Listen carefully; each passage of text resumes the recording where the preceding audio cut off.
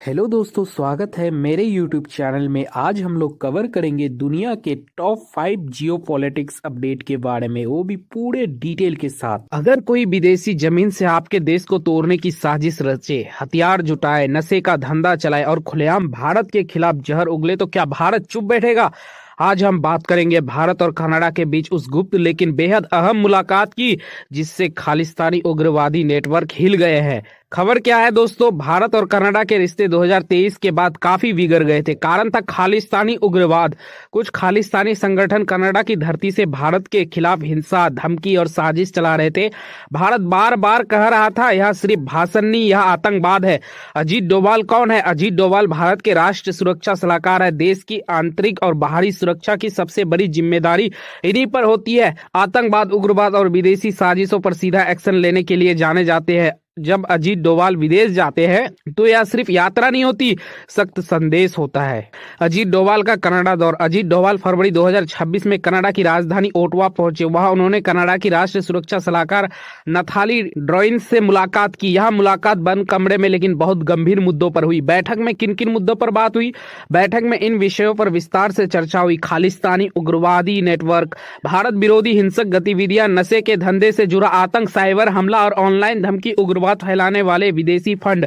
भारत ने साफ कहा, जो संगठन हिंसा फैलाते हैं वे किसी भी देश में हो, भारत उन्हें बर्दाश्त नहीं करेगा। बड़ा फैसला, रियल टाइम खुफिया जानकारी। दोनों देशों ने तय किया रियल टाइम खुफिया जानकारी साझा की जाएगी। सुरक्षा एजेंसियां सीधे संपर्क में रहेगी। संदिग्ध गतिविधियों पर तुरंत कार्रवाई होगी। इसके लिए दोनों देशों में सुरक्षा और कानून प्रवर्तन संपर्क अधिकारी नियुक्त होंगे। आम नागरिकों की सुरक्षा को प्राथमिकता दी जाएगी। खालिस्तानी समूहों पर सीधा वार। भारत ने साफ तौर पर कुछ नामों और नेटवर्क की जानकारी कनाडा को दी। इसके बाद कनाडा के इंद्रजीत सिंह गोसल जैसे बड़े खालिस्तानी आयोजक को गिरफ्तार किया। यह व्यक्ति गुरपतवंत सिंह पन्नू का करीबी माना जाता है। यह पहली बार हुआ जब कनाडा ने खुलकर माना कि खालिस्तानी जैसे हिंसक समूहों को सरकार का समर्थन नहीं मिलेगा। हरदीप सिंह निज्जर का मामला। हरदीप सिंह निज्जर की हत्या के बाद खालिस्तानी संगठन और ज्यादा सक्रिय हो गए थे। भारत और कनाडा के बीच तनाव बढ़ गया। अब यह दौरा उस तनाव के बाद रिश्तों को फिर से पटरी पर लाने की कोशिश माना जा रहा है। द्विपक्षीय रिश्तों में नया अध्याय। इस दौरे को रीसेट का संकेत माना जा रहा है। दोनों देशों ने साझा कार्य योजना बनाई। अजीत डोभाल ने कनाडा के सार्वजनिक सुरक्षा मंत्री गौरी अन्नदा संगड़ी से भी बातचीत की। इससे संकेत मिलता है कि भारत और कनाडा अब टकराव नहीं, समाधान की ओर बढ़ रहे हैं। अब सवाल यह नहीं है कि खालिस्तानी संगठन कहां बैठे, सवाल यह है कि दुनिया उनके खिलाफ कब तक आंखें बंद रखेगी। आप क्या सोचते हैं, क्या कनाडा अब सच में खालिस्तानी उग्रवाद पर सख्त कार्रवाई करेगा या यह सिर्फ दबाव में लिया गया फैसला? अपनी राय नीचे कमेंट्स में जरूर बताएं। तो जो हमारी दूसरी अपडेट है, जिस देश में सालों तक सिर्फ पुरुष प्रधानमंत्री बने, वहां पहली बार एक महिला प्रधानमंत्री आई और आते ही ऐसा चुनाव जीत लिया कि पूरा विपक्ष हिल गया। आज हम बात करेंगे जापान के हालिया चुनाव की, जहां प्रधानमंत्री सनाई तकाइची ने इतिहास ही बदल दिया। तो दोस्तों खबर क्या है, जापान में 8 फरवरी 2026 को अचानक सांसद के चुनाव कराए गए। इन्हें कहा जाता है स्नैप चुनाव, यानी तय समय से पहले चुनाव। प्रधानमंत्री सनाई तकाइची ने जनवरी 2026 में जापान की सांसद को भंग कर दिया। क्यों किया ऐसा? क्योंकि उनकी लोकप्रियता बहुत तेजी से बढ़ रही थी और वे इसी मौके का फायदा उठाना चाहती थी। जापान की सांसद को समझिए आसान भाषा में, जापान की सांसद के निचले सदन को कहते हैं प्रतिनिधि सभा। इसमें कुल 465 सीटें होती है। सरकार बनाने के लिए चाहिए कम से कम 233 सीटें। चुनाव से पहले की स्थिति, चुनाव से पहले प्रधानमंत्री की पार्टी लिबरल डेमोक्रेटिक पार्टी और उसकी सहयोगी जापान इनोवेशन पार्टी के पास सिर्फ 233 सीटें थी, यानी सरकार बहुत कमजोर स्थिति में थी और हाल के चुनावों में नुकसान भी हुआ था। चुनाव के नतीजे, ऐतिहासिक जीत। अब ध्यान से सुनिए सबसे जरूरी बात, जापान के सरकारी प्रसारण संस्थान के अनुसार प्रधानमंत्री तकाइची की पार्टी ने कम से कम 310 सीटें जीत ली। पहले उनके पास थी सिर्फ 198 सीटें, यानी बहुत बड़ी छलांग। पहले जो अनुमान लगाए जा रहे थे 274 से 328 सीटों के बीच थे, लेकिन नतीजे उम्मीद से भी बेहतर निकले। सनाई तकाइची की लोकप्रियता का असर। सनाई तकाइची जापान की पहली महिला प्रधानमंत्री है। जनता को उनका साफ बोलना पसंद आया, सख्त फैसलों से लोग प्रभावित हुए, देश की सुरक्षा और अर्थव्यवस्था पर उनकी पकड़ मजबूत मानी गई। इसी वजह से लोगों ने खुलकर उन्हें वोट दिया। विपक्ष क्यों हार गया? जापान का विपक्ष आपस में ही बटा हुआ था। कोई एक मजबूत चेहरा नहीं, कोई साफ योजना नहीं, अलग अलग दल आपस में लड़ते रहे। इसका सीधा फायदा प्रधानमंत्री की पार्टी को मिला। अर्थव्यवस्था और बजट का मुद्दा। चुनाव में सबसे बड़ा मुद्दा था महंगाई, रोजमर्रा की जिंदगी का खर्च, साल 2026 का बजट। प्रधानमंत्री ने वादा किया कि जनता की जेब पर बोझ कम किया जाएगा।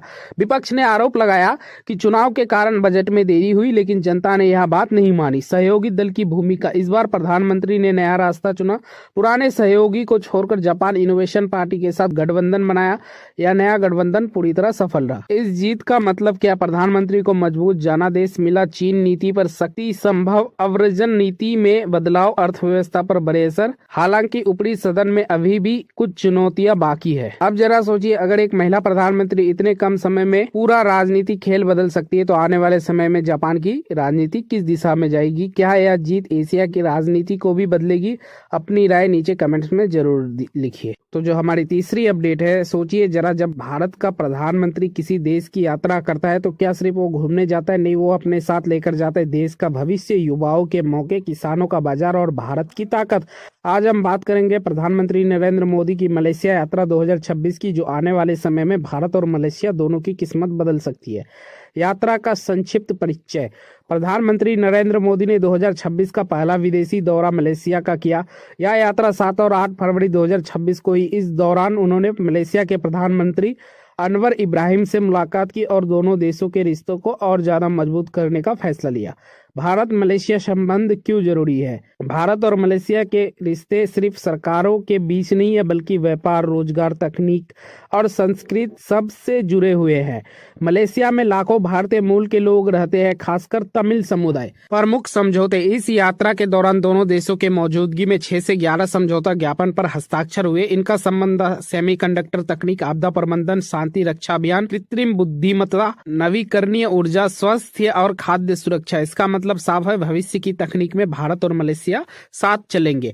आर्थिक और व्यापार महत्व। इस समय भारत और मलेशिया के बीच लगभग 20 अरब डॉलर का व्यापार होता है। मलेशिया से भारत आता है पाम तेल, इलेक्ट्रॉनिक सामान। भारत से मलेशिया जाता है कृषि उत्पाद, पेट्रोलियम उत्पाद। प्रधानमंत्री मोदी ने मलेशिया कंपनियों को भारत में निवेश के लिए बुलाया, खासकर इन क्षेत्रों में इंफ्रास्ट्रक्चर, नवीकरणीय ऊर्जा, डिजिटल तकनीक। रक्षा सहयोग का महत्व। इस यात्रा में रक्षा सहयोग पर भी बातचीत हुई। मुख्य बिंदु डोर्नियर विमान, पनडुब्बी सेवाएं, सुखोई लड़ाकू विमान। इससे भारत की सुरक्षा और आत्मनिर्भरता दोनों मजबूत होगी। जन जन और सांस्कृतिक संबंध। प्रधानमंत्री मोदी ने कुआलालंपुर में भारतीय समुदाय को संबोधित किया। उन्होंने कहा कि भारत और मलेशिया को तमिल सांस्कृतिक से जोड़ने वाली एक गहरी डोर है। साथ ही मलेशिया को आसियान की अध्यक्षता के लिए बधाई दी और क्षेत्रीय स्थिरता पर जोर दिया। तो यह यात्रा सिर्फ एक देश की यात्रा नहीं थी, यह थी भारत के भविष्य में निवेश। अब सवाल आपसे, क्या भारत को ऐसी रणनीतिक साझेदारियों पर और ज्यादा ध्यान देना चाहिए? अपनी राय नीचे कमेंट्स में जरूर बताएं। तो जो हमारी चौथी अपडेट है, जब भारत के 20 जवान गलवान घाटी में शहीद हो रहे थे, उसी समय चीन चुपचाप ऐसा काम कर रहा था जो पूरी दुनिया की सुरक्षा को हिला सकता है। क्या चीन ने गलवान के ठीक बाद गुप्त परमाणु विस्फोट किया? और अगर किया तो भारत और दुनिया के लिए इसका क्या मतलब है?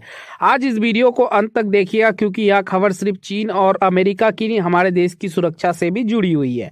अमेरिका ने हाल ही में चीन पर आरोप लगाया कि उसने 22 जून 2020 को गुप्त रूप से परमाणु विस्फोटक परीक्षण किया। यह तारीख इसलिए बहुत अहम है क्योंकि 15 जून 2020 को भारत और चीन के बीच गलवान घाटी में संघर्ष हुआ था, जिसमें 20 भारतीय सैनिक शहीद हुए थे। यानी गलवान घाटी के सिर्फ 7 दिन बाद चीन पर यह गंभीर आरोप लगाए। अमेरिका ने क्या कहा है? यह आरोप जेनेवा में परमाणु निरस्त्रीकरण सम्मेलन के दौरान लगाया गया। अमेरिका के वरिष्ठ अधिकारी थॉमस डिनानो ने कहा कि चीन ने सैकड़ों टन ताकत वाला परमाणु विस्फोट किया। यह विस्फोट ऐसा था जिसे भूकंप मापने वाली मशीनें ठीक से पकड़ ना सके। इसके लिए चीन ने धोखा देने वाली तकनीक का इस्तेमाल किया। अमेरिका का कहना है कि चीन ने जानबूझकर दुनिया की निगरानी व्यवस्था को भ्रमित किया। चीन ने क्या जवाब दिया? चीन ने इन आरोपों को पूरी तरह झूठा बताया। चीन के परमाणु निरस्त्रीकरण राजदूत सेन जियान ने कहा, यह अमेरिका का झूठा प्रचार है। चीन ने कभी गुप्त परमाणु परीक्षण नहीं किया। चीन अब तक परमाणु परीक्षण रोकने के वादे पर कायम है। चीन ने यह भी कहा कि परमाणु हथियारों के मामले में असली खतरा अमेरिका है। अंतर्राष्ट्रीय संधियों का मामला, अब जरा इसे आसान भाषा में समझते हैं। दुनिया में एक संधि है, व्यापक परमाणु परीक्षण प्रतिबंध संधि, जो परमाणु विस्फोट पर रोक लगाती है। अमेरिका और चीन दोनों ने इस पर दस्तखत तो किए, लेकिन इसे पूरी तरह लागू नहीं किया। एक और समझौता था, नई स्टार्ट संधि, जो अमेरिका और रूस के बीच था। अब वह कमजोर हो चुका है। इसी माहौल में परमाणु हथियार की होड़ फिर तेज होती दिख रही है। भारत के लिए यह खबर क्यों जरूरी है? यह सवाल बहुत अहम है। यह घटना गलवान संघर्ष के तुरंत बाद की दिखाई जा रही है। इससे चीन की सैन्य मंशा पर सवाल उठे हैं। भारत पहले से ही सीमा पर चीन के रवैये से सतर्क है। अगर चीन नियम तोड़ता है तो एशिया की शांति खतरे में पड़ सकती है। यानी यह सिर्फ दो देशों की लड़ाई नहीं, भारत की सुरक्षा से जुड़ा हुआ मुद्दा है। अब सबसे बड़ा सवाल आपसे, अगर चीन सच में गुप्त परमाणु परीक्षण कर रहा है तो क्या दुनिया फिर से परमाणु हथियारों की दौर में जा रही है? और भारत को आगे क्या रणनीति अपनानी चाहिए? अपनी राय नीचे कमेंट्स में जरूर लिखिए। तो जो हमारी पांचवी और लास्ट अपडेट है वो ये है, सोचिए जरा, अगर कोई नेता कहे कि हमारे शहर के बाजार अब हमारे नहीं रहे, और यह बात वह किसी धर्म और समुदाय को लेकर बोले, तो क्या यह सिर्फ राय है या समाज को बांटने की शुरुआत? आज की यह घटना पूरी दुनिया के लिए एक बड़ा सवाल खड़ी करती है। पूरा मामला क्या है?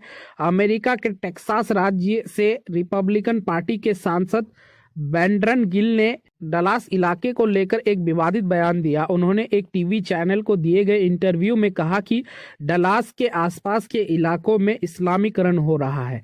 उनका कहना था कि जब वे स्थानीय बाजारों और मॉल में जाते हैं तो उन्हें ऐसा महसूस होता है कि जैसे वे डलास में नहीं बल्कि पाकिस्तान में घूम रहे हो। उन्होंने यह भी कहा कि पुरानी जमीनों के पास तेजी से मस्जिदें बन रही है और पूरा इलाका बदलता जा रहा है। यह बयान कैसे फैला? इस इंटरव्यू का एक अंश सामाजिक माध्यमों पर साझा किया गया, जिसके साथ लिखा था कि बड़े पैमाने पर इस्लामी पलायन अमेरिका को बर्बाद कर रहा है। इसके बाद यह मुद्दा आग की तरह फैल गया। विवाद क्यों हुआ? इस बयान पर टेक्सास की मुस्लिम समुदाय और आम लोगों ने कड़ा विरोध जताया।